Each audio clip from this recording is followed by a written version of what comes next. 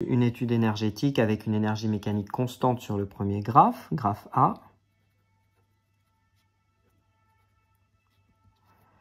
Il s'agit d'une étude à énergie mécanique constante. Absence de force non conservative. Absence de force non conservative, ce qui signifie que nous sommes dans un cas de figure idéal. Pour le graphe B, on voit que c'est une étude à énergie mécanique décroissante, puisqu'on passe de 400 à 280 joules.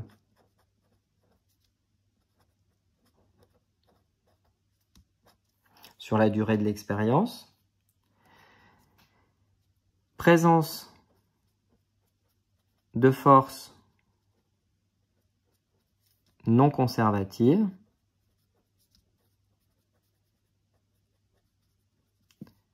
Cela signifie que le cas est réel.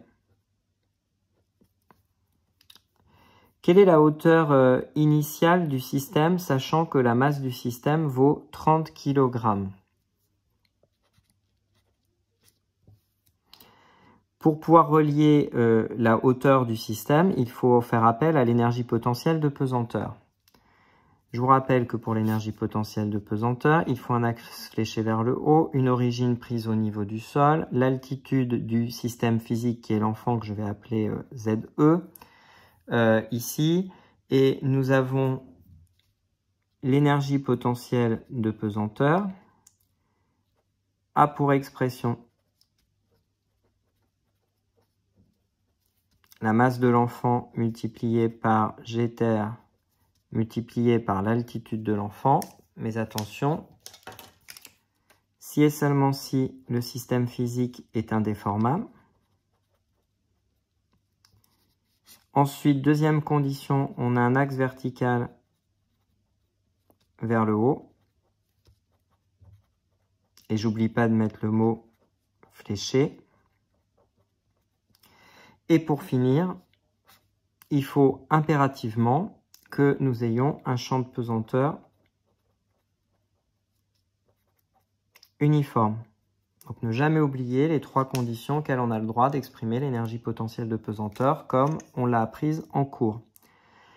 Ici, on vous dit que l'enfant a une masse de 30 kg et on cherche ZE.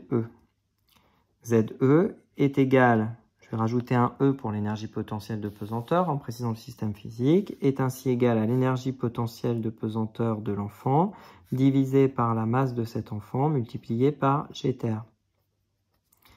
Ce qui nous donne dans le cas présent une énergie potentielle de pesanteur initiale de 400 joules, puisqu'on me demande l'altitude initiale, divisé par la masse de l'enfant qui vaut 30 kg, multiplié par 9,81, on devrait trouver environ 1 mètre, d'après les données numériques. 400 divisé par 30 fois 9,81, et on trouve 1,4 mètres.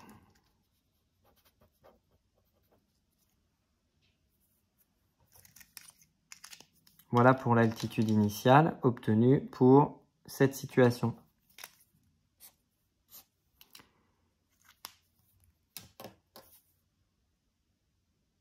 Question 2A. Quelle est la hauteur non, ça c'est fait, pardon. Quel graphe représente la situation tenant compte des frottements justifiés? On l'a déjà fait dans la question 1A, ce qui va me permettre de revenir un tout petit peu sur la question 1A. Que représente l'étude énergétique de ces deux graphes? J'ai peut-être répondu un peu à côté de la question, dans la mesure où on nous demandait sur les deux graphiques que représente cette étude énergétique.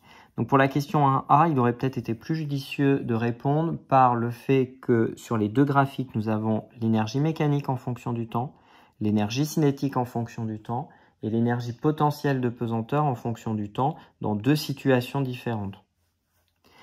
La question 2A, comme je l'ai dit, a été faite. Question 2b. Déterminer alors deux forces pouvant modéliser les actions mécaniques s'exerçant sur le système physique. Ces forces sont-elles conservatives ou non? On nous demande clairement ici de faire appel à un bilan des forces. Question 2b. Petite remarque au passage. Si j'avais bien lu et pris le temps de le faire avec vous tout de suite, l'intégralité des questions qui portent sur cet exercice, je n'aurais sans doute pas fait l'erreur d'aller un peu trop vite sur la question 1A et d'aller directement traiter la question 2A au lieu de traiter pleinement cette première question. Question 2B, disais-je, déterminer alors deux forces pouvant modéliser. On fait un bilan des forces. Et pour faire ce bilan des forces, il suffit de s'en référer à la situation. L'enfant se laisse tomber de la balançoire. Par conséquent, son poids existe. Il n'y a pas de réaction normale du support puisqu'il n'est plus en contact avec la balançoire et il n'est pas encore en contact avec le sol. Il peut y avoir des forces de frottement fluide. Les forces de frottement solide, si l'enfant se laisse glisser le long de la balançoire, on retrouve un contact avec la balançoire, donc la réaction normale pourrait réapparaître. Il y a des frottements solides possibles. Je mets un point d'interrogation.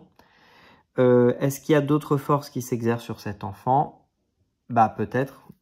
Si on tient compte des frottements solides, une réaction normale du support, mais là aussi qui est conditionnée à la situation telle qu'on peut l'envisager. Déterminer alors deux forces pouvant modéliser les actions mécaniques s'exerçant sur le système physique. Ces forces sont-elles conservatives ou non?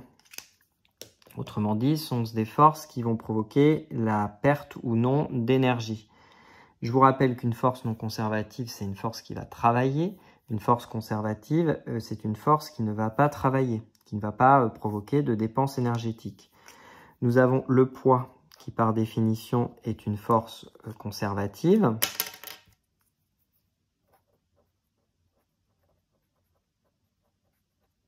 La réaction normale du support qui serait de toute façon perpendiculaire au déplacement, donc qui serait conservative. La force de frottement fluide et la force de frottement solide seraient non conservatives.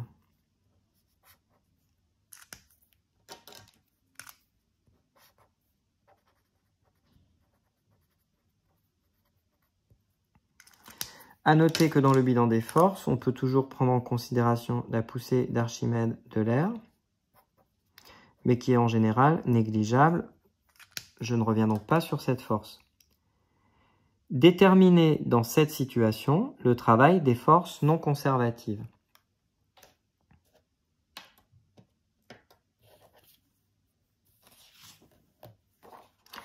Le travail des forces non conservatives, c'est tout simplement une énergie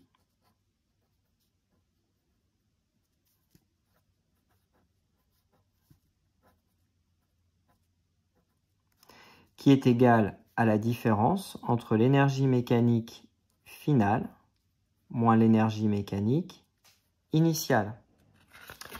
Je regarde alors de combien a varié l'énergie mécanique finale moins l'énergie mécanique initiale. L'énergie mécanique finale vaut 280 joules, moins une énergie mécanique initiale qui vaut 400 joules. Nous obtenons un résultat de moins 120 joules, ce qui nous permet d'avoir ici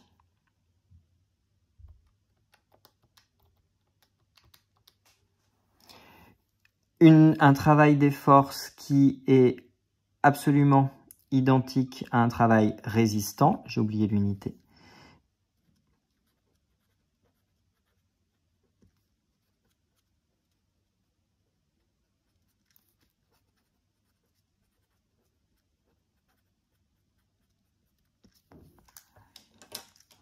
Sans surprise,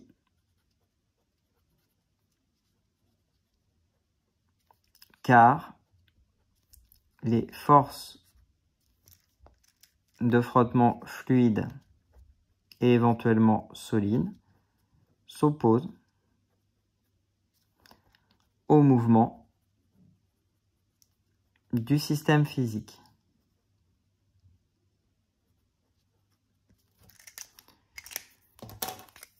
Le résultat est un commentaire. Voilà pour la fin de cet exercice. Je vous souhaite une bonne fin de journée. Au revoir.